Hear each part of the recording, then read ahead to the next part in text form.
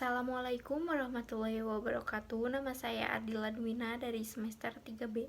Di sini saya akan mereview kembali mata kuliah Hukum Pidana Lanjutan yang telah disampaikan oleh Ibu Profesor Dr. Ajeni Nuraini SIMH dan juga asistennya Bapak Dr. M. Rendi Aridhayandi SIMH dengan mereview contoh kasus bentuk 1 dan bentuk 2 dalam bentuk penyertaan.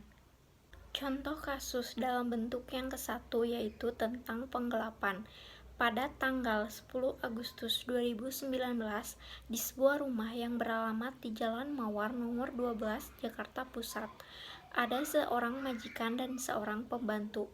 Pada awalnya, seorang pembantu itu ingin berniat meminjam suatu barang kepada majikannya berupa handphone dengan alasan ingin mengabari keluarganya yang berada di kampung halamannya, dan majikannya memberikan handphone tersebut.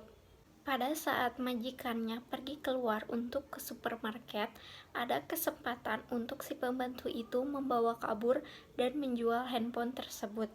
Pada saat majikannya pulang ke rumah dengan melihat rumahnya yang sepi dan melihat si pembantu sudah tidak ada di rumah dan tersadar handphone miliknya masih ada di si pembantu itu, dan majikannya berpikir si pembantu itu membawa kabur handphone miliknya. Majikannya langsung pergi ke kepolisian dan melaporkan kejadian tersebut. Pasal yang terkait dalam kasus tersebut adalah pasal 372 KUHP tentang penggelapan, dan pelaku tindak pidana dalam kasus tersebut telah memenuhi unsur-unsur dalam pasal tersebut. Dalam kasus tersebut termasuk ke dalam pelaku tunggal karena melakukan tindak pidana sendirian dan dia sendiri yang melakukan tindak pidananya. Contoh kasus dalam bentuk yang kedua yaitu tentang kejahatan terhadap nyawa.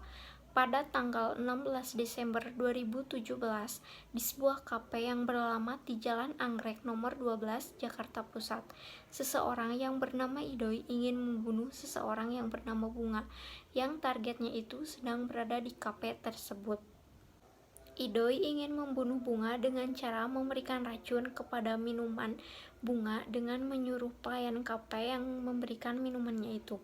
Pelayan kafe tidak tahu bahwa minuman yang akan diberikan kepada Bunga memiliki racunnya, dan pelayan kafe tersebut langsung memberikan minumannya kepada Bunga, dan tidak lama kemudian Bunga meminum minuman itu.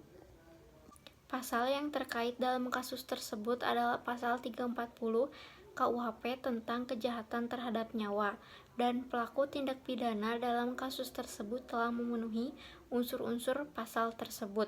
Sekian yang dapat saya sampaikan dari hasil review mata kuliah Hukum Pidana Lanjutan yang telah disampaikan oleh Ibu Profesor Dr. Ajeni Nuraini SIMH dan juga asistennya Bapak Dr. M. Rendi Aridhayandi SIMH.